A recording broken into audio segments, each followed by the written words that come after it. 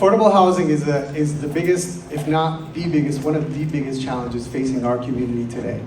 And the way we approach affordable housing is simple. We need to build more housing that is accessible to people at every single income level, from low income to moderate income, every single level. We have the tools in our toolkit. The City of Providence has the tools. There's funding from the federal government, from the state of Rhode Island. We have the Providence Redevelopment Agency. We have the Providence Housing Authority. We have the Affordable Housing Trust, which, by the way, each of us here who pays taxes in Providence funded that through a bond initiative 2 years ago. $24 million were borrowed with the promise, it's on the website of the City of Providence, with the promise that we were going to build 1,400 units with those $24 million.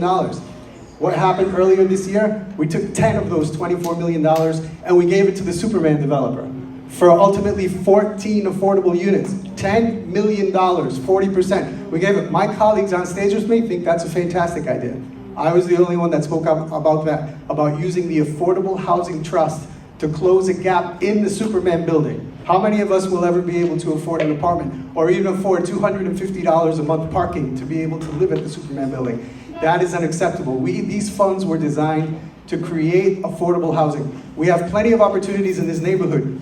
The pilot agreement with Lifespan is coming due very soon. Lifespan owns blocks and blocks of parking lots that are sitting idle, generating greenhouse gases. Part of those conversations with the pilot agreement has to be, okay, you're telling us that you're broke, that you can't afford to pay more?